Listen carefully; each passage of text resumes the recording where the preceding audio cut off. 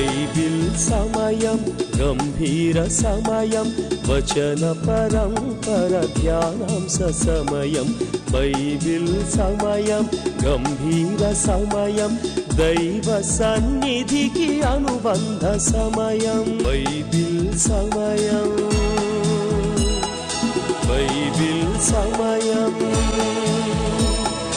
Bible సమయం Bible సమయం. ఈరోజు ఈ కార్యక్రమాన్ని నిర్వహించడానికి సహాయపడిన ప్రియులకు యేసు అనుచరులు అందరము కలిసి హృదయపూర్వక వందనాలు చెల్లిస్తున్నాం. అమ్మా బాబు, మేము మీకు ఏమీ ఇవ్వలేము. మా పక్షంగా దేవుడే మిమ్మలను మీ కుటుంబాలను నిండారుగా దీవించు. Good evening, praise the Lord. దేవుని నామానికి స్తోత్రం. సకాలానికి వచ్చిన మీ అందరికీ ప్రత్యేక వందనాలు చెల్లిస్తున్నాను. ఉదయకాలం నుండి ఇప్పటి వరకు మీరు చాలా టీవీ ప్రసంగాలు విని ఉండి ఉంటారు. ఎంతోమంది దైవజనులు మాట్లాడుతున్నారు. ఎన్నో నూతన అంశాలు మీరు నేర్చుకుంటున్నారు. దయచేసి నాది ఒక మనవి.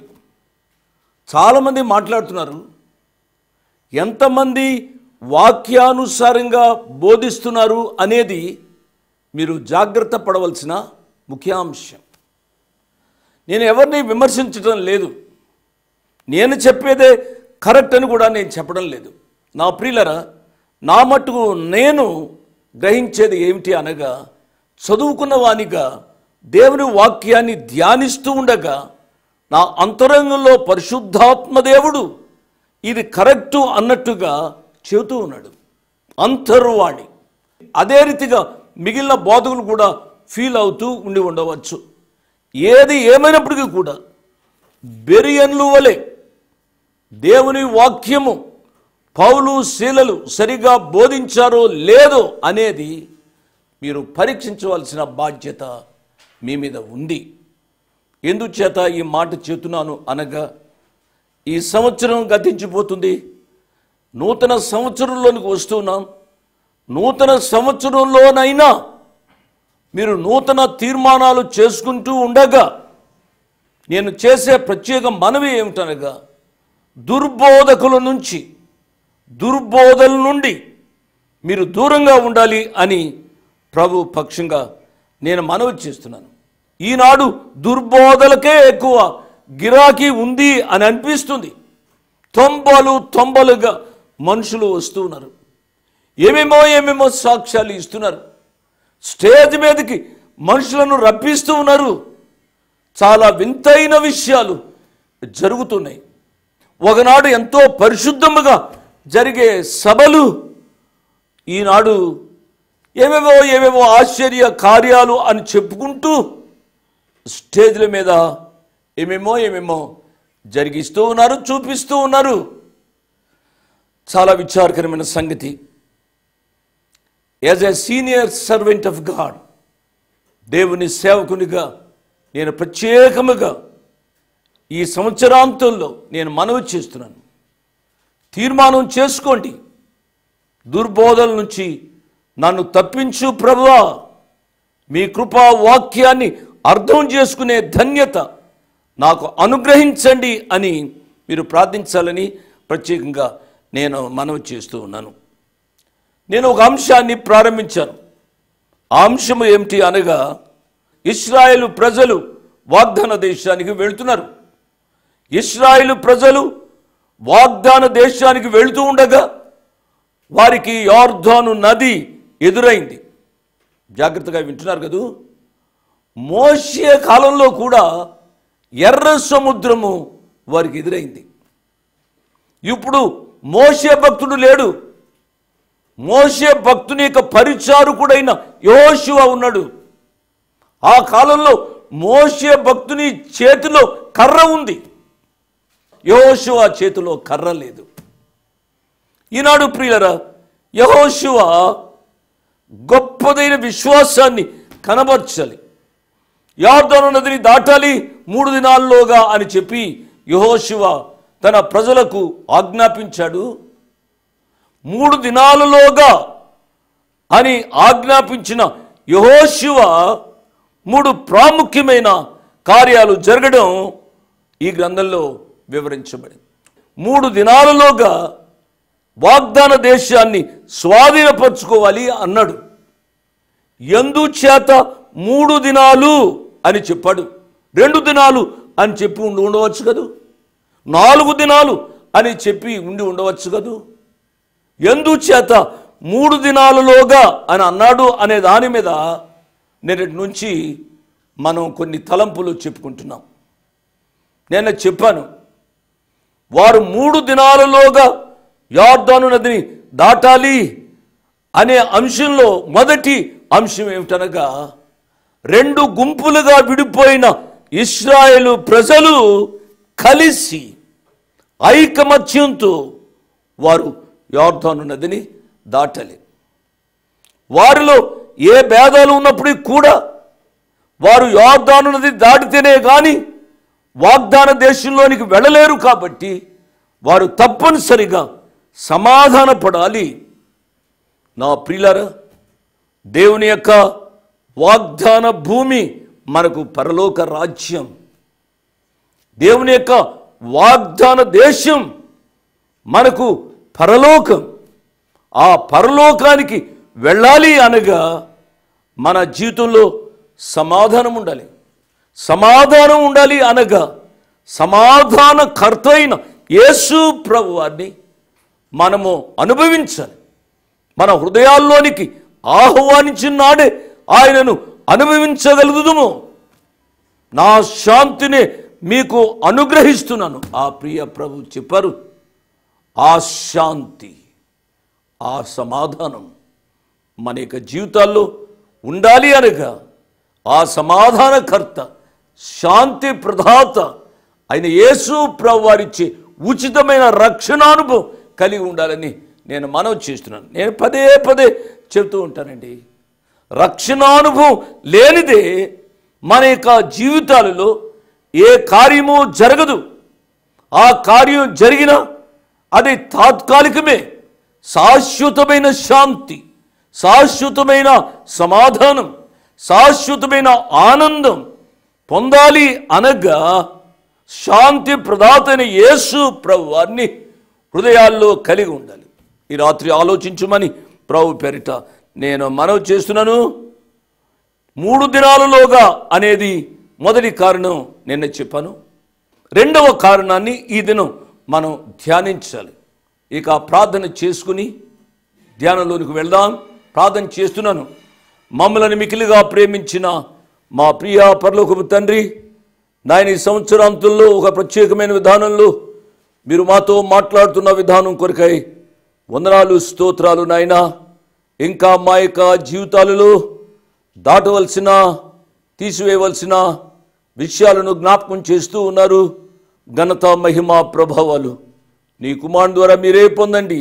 యేసయ్య నామమున స్తుతించి ఘనపరిచి వేడుకున్నాము తండ్రి. ఆమేన్, ఆమేన్ అని నాతో చెప్పిన మీ అందరికీ నా ప్రత్యేక వందనాలు. చాలా ప్రాముఖ్యమైన అంశాన్ని మనం ధ్యానం చేస్తున్నాం. ఎందుకు అనగా ఈ దినాల్లో ఎక్కడ చూసినా శాంతి సమాధానాలు కరువయ్యాయి. సంఘంలో శాంతి సమాధానం ఉండాలి. సంఘము ప్రభు యొక్క శరీరము ఐకమత్యంగా ఉండాలి. విచారకరమైన సంగతి ఈ దినాల్లో ఏమిటి అనగా, సంఘం యొక్క ఆరాధన జరుగుతూ ఉంటే బయట పోలీసులు కాపలా ఉంటున్నారు. ఎంత విచారకరమైన సంగతి అండి. సంఘ ఆరాధన ముగించిన వెంటనే ఒక గ్రూప్ వారు వచ్చి చందా పెట్టి పట్టుకుని వెళ్ళిపోతున్నారు. ఇంకొక గ్రూప్ వారు వచ్చి ఆధిపత్యం కొరకు పోట్లాడుతున్నారు. ఎంత విచారకరమైన సంగతి. పరిశుద్ధాత్మ దేవుడు ఎంత దుఃఖపడుతూ ఉంటాడు. Don't grieve the Holy Spirit God. పరిశుద్ధాత్మను దుఃఖపరచుకుడి అని దేవుని యొక్క వాక్యం సెలవిస్తుంది. ఈ సంవత్సరాంతంలో నీ వ్యక్తిగత జీవితంలో, నీ కుటుంబ జీవితంలో, నీ సంఘ జీవితంలో ఎక్కడ, ఎప్పుడు పరిశుద్ధాత్మను దుఃఖపరిచావో నువ్వు గ్రహించాలని ప్రభు పేరిట నేను జ్ఞాపకం చేస్తున్నాను. ఏదో కొత్త బట్టలతో వేడితోటో నూతన సంవత్సరంలో ప్రవేశించడం కాదు నా ప్రియ బిడ్డలారా. అట్లీస్ట్ నూతన సంవత్సరంలోనికి ప్రవేశించడానికి ముందుగా మన జీవితాలను పరీక్షించుకోమని ప్రభు పేరిట నేను జ్ఞాపకం చేస్తున్నాను. 3 దినములలోగా మీరు యొర్దాను నదిని దాటాలి అని చెప్పాడు కదూ. మొదటి కారణాన్ని మనము నేర్చుకున్నాం గత దినాన్ని. ఈరోజు మనము నేర్చుకోబోయే సత్యం ఏమిటి అనగా, రాహాబను వేశ్య రక్షించబడాలి అనే ఉద్దేశంతో దేవుడు గడువిచ్చాడు. ఆనాడు రాహాబను వేశ్యను రక్షించడానికి గడువిచ్చిన దేవుడు ఈ రాత్రి నీ కూడా గడువిచ్చాడు. ఈ సత్యాన్ని నువ్వు మర్చిపోకూడదు. నీకంటే శ్రేష్ఠులు, విద్యావంతులు, అందచందాలు కలిగిన వారు, ఆస్తిపరులు, యవనస్తులు ఎంతోమంది కాలగర్భంలో గతించిపోయారు. నువ్వింకా బ్రతికున్నావు. నువ్వు తినే తిండిని బట్ట, కట్టే బట్టను బట్ట, చేసే ఉద్యోగాన్ని బట్ట, నువ్వు నివసించే మేడలు మిద్దెలను బట్ట కేవలము ఆయన కృప. ఈ రాత్రి గ్రహించాలి, వేశ్యను రక్షించటానికి దేవుడు గడువిచ్చాడు. ఎంత కృప కలిగిన దేవుడు అండి. ఈ వేశ్యను గురించి మనం ధ్యానిస్తూ ఉంటే ఎన్నో ఆశ్చర్యకరమైన సంగతులు మనం గ్రహించవచ్చు. ఈమె వేశ్య, కానీ ప్రియులరా యేసు ప్రభు వారి యొక్క వంశావళిలో ఉంది. మత్తయి సువార్తలో మనం చూస్తే, మత్తయి సువార్త 1వ అధ్యాయము 4వ వచనాన్ని చదువుతున్నాను. యెస్రోము అరామును కనెను, అరాము అమ్మినాదాబును కనెను, అమ్మినాదాబు నయస్సోనును కనెను, నయస్సోను సల్మానును కనెను, సల్మాను రాహబునందు, అండలైంది, సల్మాను రాహబునందు బోయజును కనెను, బోయజు రూతునందు ఓబేదును కనెను, ఓబెదు యెష్షయిని కనెను, యెష్షయి రాజైన దావీదును కనెను. ప్రియులరా, ఈమెలో నుంచి యేసు ప్రభు వారు వచ్చారు. ఎంత ఆశ్చర్యకరమైన సంగతి అండి. హెబ్రీయులకు రాసిన పత్రిక 12వ అధ్యాయంలో కూడా చూస్తే ఈమె అనగా రాహాబు వేశ్య విశ్వాసుల వీరుల జాబితాలో ఉంది. ఎంత ఆశ్చర్యకరమైన సంగతి అండి. ఈ మాటలు చదువుంటే ఆ ప్రియ ప్రభు యొక్క ప్రేమ పాపి పట్ల ఎంత అద్భుతంగా ఉందో ఆలోచించాలి. ఈ రాత్రి వాక్యం వింటున్న నా ప్రియ తమ్ముళ్ళు చెల్లెండ్రు, ఎంత పాప జీవితంలో నీవు ఈనాటి వరకు, క్షణం వరకు జీవిస్తూ ఉన్నా నీ ప్రియ ప్రభు తన 2 చేతులతో నిన్ను ఆహ్వానిస్తున్నాడు. నీవు వస్తే ఆయన కౌగిలించుకోవాలని ఆశపడుతున్నాడు. ఈ సత్యాన్ని ఈ రాత్రి ముఖ్యంగా నీవు గ్రహించాలని ప్రభు పక్షంగా నేను మనవి చేస్తూ ఉన్నాను. యెహోషువ గ్రంథం 2వ అధ్యాయము 1వ వచనాన్ని చదువుతున్నాను. నూను కుమారుడైన యెహోషువ వేగుల వారైన 2 మనుషులను పిలిపించి, మీరు పోయి ఆ దేశమును ముఖ్యముగా యెరికోను చూడని వారితో చెప్పి షిత్తోమునొద్ద నుండి వారిని రహస్యముగా పంపెను. యెరికోను చూడండి అని చెప్పారు. యెరికోను వారు ముట్టడి చేయాలి. యెరికోను ఎందుకు ముట్టడి చేయాలి అనగా, యెరికో చాలా పురాతనమైన పట్టణం, మంచి బలమైన ప్రాకారాలు కలిగిన పట్టణం. ఈ పట్టణాన్ని వారు లంఘదీసుకుంటే వారు వాగ్దాన దేశంలోనికి సులువుగా వెళ్ళగలరు. ఈ పట్టణాన్ని జయించడానికి దేవుని నామానికి స్తోత్రం అండి, దేవుడు రాహాబును వేశ్యను వాడుకుంటున్నాడు. ఈ రాత్రి వాక్యం వింటున్నా నా ప్రియ తమ్ముడు, నా ప్రియ చెల్లి, నా ప్రియ యవన బిడ్డలారా, ఈ రాత్రి వరకు ఎటువంటి జీవితంలో మీరు జీవిస్తున్నప్పుడు కూడా ప్రేమమయుడు నిన్ను ఆహ్వానిస్తున్నాడు. ఆహ్వానించడం మాత్రమే కాదు, నిన్ను ఆయన గొప్పగా వాడుకోవాలి అని ఆశపడుతున్నాడు అనే సత్యాన్ని నేను జ్ఞాపకం చేస్తున్నాను. రాహబను వేశ్య దగ్గరకు వేగుల వారు వచ్చారు అండి. వేగుల వారు వచ్చిన వర్తమానం రాజుకు చేరింది. వేగుల వారిని పట్టుకోవడానికి రాజు కొంతమందిని ఆ రాత్రి పంపించాడు. గొప్ప సంగతి ఏమిటి అనగా, ఈ వేగుల వారికి ఆశ్రయం ఇచ్చింది రాహబను వేశ్య. దేవుని నామానికి స్తోత్రమండి. ఈ రాత్రి సమయంలో పదే పదే నేను చెబుతున్నాను, ఏమిటి అనగా, వారికి ఆశ్రయం ఇవ్వడం ద్వారా ఆమె ప్రాణానికి చాలా హాని ఉంది. అయినప్పుడు కూడా ఆమె ప్రాణాన్ని తెగించింది. దేవుని సేవకులను, వేగుల వారిని గౌరవించింది, తన ఇంటిలో ఆశ్రయం ఇచ్చింది. ఈ రాత్రి నేను మనవి చేస్తున్నాను, ఈ సంవత్సరాంతంలో ఉన్నావు కదూ, ఈ 11 నెలలు 30 దినాల లోపుగా ఎంతమంది సేవకులు నీ ఇంట్లో అడుగుపెట్టారు? ఎంతమంది సేవకులు నీ ఇంటిలో చేయగడిగారు?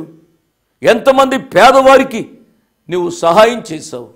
రాహబను వేశ్య ఈ వేగుల వారికి ఆతిథ్యం ఇచ్చింది, ఈ వేగుల వారికి ఆశ్రయం ఇచ్చింది. ఆమె చరిత్రలో నిలిచిపోయినట్లుగా మనం చూస్తాం. ప్రియులరా, ఈ సత్యాన్ని మనము ఆకళింపు చేసుకునే వాళ్ళని ప్రభు పేరిట నేను జ్ఞాపకం చేస్తున్నాను. కొంతమంది ఈ రీతిగా అంటూ ఉంటారు, రాహబు తన దేశపు రాజును మోసం చేసింది కదా అని అనడానికి అవకాశం ఉంది. లోకరీత్యా మనము ఆలోచిస్తే ఆమె మోసం చేసింది అని తప్పనిసరిగా చెప్పాలి. ఆధ్యాత్మికంగా ఆలోచిస్తే ఆమె చేసింది మోసం కాదు. ఇక్కడ మనం గమనించవలసింది, ప్రభుత్వాలు నియమించిన విధులు దేవుని వాక్యానికి సరిపడకపోవచ్చు. ఈ రాత్రి ఆలోచించమని ప్రభు పేరిట నేను జ్ఞాపకం చేస్తున్నాను. దేవుని వాక్యానికి వ్యతిరేకమైన ప్రభుత్వాలు ఈ దినాల్లో ఉన్నాయి. యేసు ప్రభు వారిని పూజించకూడదు, వారు దేవాలయంలోనికి వెళ్ళి ఏమేమో పాటలు పాడకూడదు, ప్రసంగాలు చేయకూడదు, క్రైస్తవం అనేది ఒక అన్య మతం, దానిని మీరు ఎంకరేజ్ చేయడానికి వీలు లేదు అని చెప్పే ప్రభుత్వాలు కూడా మన దేశంలో ఉన్నాయి అనే సత్యాన్ని మీరు మర్చిపోవద్దు అని ప్రభు పేరిట నేను జ్ఞాపకం చేస్తున్నాను. ఇంకొక మాట నేను చెప్పనా, బ్రాందీ షాపులు పెట్టుకోవచ్చు అని ప్రభుత్వం అనుమతించింది అనుకోండి. అంటే ప్రభుత్వం అనుమతించింది కాబట్టి బ్రాందీ షాపు పెట్టుకోవాలా? ఇది మన రాష్ట్రంలో కూడా ఎప్పుడు వచ్చిందో నాకు సరిగా గుర్తులేదు, కానీ జీసస్ బ్రాందీ షాప్ అని ఒకటి ఉంది. ఎంత విచారకరమైన సంగతి అండి. అంటే బ్రాందీ షాపు పెట్టుకోవచ్చా? బ్రాందీ తాగవచ్చా? బ్రాందీ షాపు ఓనర్ ఓ సంఘ ప్రెసిడెంట్ గారు. ఎంత దిగజారిన స్థితిలోనికి ఈనాడు సంఘం వచ్చిందో ఆలోచించాలని ప్రభు పేరిట నేను మనవి చేస్తున్నాను. దైవ విలువలకు ప్రాధాన్యత ఇవ్వాలి, డబ్బు కాదు ముఖ్యం. అదే పని రాహబు చేసింది. విశ్వాసుల జాబితాలోను యేసు ప్రభువారిక వంశావళిలోను ఈమె చోటు దక్కించుకుంది. దేవుని నామానికి స్తోత్రం. పరిశుద్ధాత్మ దేవుడు ఎన్నడూ కూడా తప్పు వ్రాసేవాడు కాదు. రాహబు వేశ్యను రక్షించిన వాడు నిన్ను రక్షించడానికి ఈ రాత్రి ఇష్టపడుతున్నాడు. నిరుత్సాహపడవద్దు, నీ పాత జీవితం గూర్చి దిగులు పడవద్దు. ఉన్న చోటున ఈ క్షణమే యేసు ప్రభు వారి దగ్గరకు రమ్మని ప్రభు పేరిట నేను జ్ఞాపకం చేస్తూ ఉన్నాను. యెహోషువ గ్రంథం 2వ అధ్యాయము 12-13 వచనాలు చదువుతున్నాను. నేను మీకు ఉపకారము చేసేదను కనుక మీరును నా తండ్రి ఇంటికి ఉపకారము చేసి నాకు నిజమైన ఆనవాళ్ళను ఇచ్చి నా తండ్రియు నా తల్లియు నా అన్నదమ్ములను నా అక్క చెల్లెండ్రును వారికి కలిగిన వారందరూ చావకుండా బ్రతకనిచ్చి రక్షించున్నట్లుగా దయచేసి యెహోవా తోడని ప్రమాణము చేయడి అనెను. బా, ఎంత గొప్ప కన్సర్న్ అండి ప్రియులారా. ఈ రాత్రి గమనించాలి, నేను 15వ సంవత్సరంలో రక్షింపబడ్డాను. నా ఆధ్యాత్మిక తండ్రి సాధు సాల్మన్ గారు, నేను చదువుకున్న దినాల్లో ఆ దైవజనుడు కూటాలు ఏర్పాటు చేసేవారు. చాలా రకాలైన కూటాలు ఏర్పాటు చేసేవారు. అందులో ఒక నెలలో కొన్ని రోజులు ఒక ప్రత్యేకమైన కూటాలు ఏర్పాటు చేసేవారు. ఆ కూటాల పేరేమిటనగా కుటుంబ రక్షణ కూటాలు. అంటే ఎవరి కుటుంబం వారు ఆ కుటుంబ సభ్యులను ప్రభు దగ్గర నడిపించాలి. ఈ రాహబును వేశ్య ద్వారా మనం నేర్చుకోవాల్సింది అది. నేను రక్షింపడ్డాను, మా ఇంట్లో చాలు, నా భార్య రక్షింపడకపోయినా పర్వాలేదు, నా పిల్లలు రక్షింపడకపోయినా దేవుని చిత్తం ఎలాగుంటే అలా ఉంటుంది. నో ప్రియులారా, ఈ మేక్ కన్సర్న్ నేను చదివాను. కాబట్టి కుటుంబంలో ఉన్న వారందరూ రక్షింపబడాలనే తపన రాహబు అనే వేశ్య కనబరుస్తూ ఉన్నట్లుగా మనం చూస్తాం. కాబట్టి ఆమె విశ్వాసాన్ని చూచి ఆ వేగులు వారు చలించిపోయి ఉండి ఉంటారు. తప్పనిసరిగా వాగ్దానం చేస్తామని, తప్పనిసరిగా ఉపకారం చేస్తామని వారు వాగ్దానం చేశారు. దేవుని నామానికి స్తోత్రం. అలనాడు వాగ్దానం చేసిన వాడు నమ్మదగిన వాడు ఈ రాత్రి నీకు ప్రత్యేకంగా వాగ్దానం చేస్తున్నాడు. ఇప్పుడు నేను చెప్పిన దానిలో ప్రాముఖ్యమైన అంశాలు: ఒకటి, రాహబు వ్యక్తిగతంగా రక్షింపబడిన అనుభవం. రెండవది, ఆమె బంధువులు కూడా రక్షింపబడాలి అనే ఆమె తాపత్రయం. ఈ రాత్రి నేను చెప్పాను, మన జీవితాల్లో కూడా ఇటువంటి అనుభవం కలిగి ఉండాలి. మనం రక్షింపబడాలి, మన కుటుంబం అంతా రక్షింపబడాలి. యెరికో పట్టణంలో సురక్షితమైన స్థలం ఎక్కడ ఉందో గమనించండి. రాజభవనం ఎంతో భద్రంగా నిర్మించబడినప్పటికీ అక్కడ భద్రత లేదు.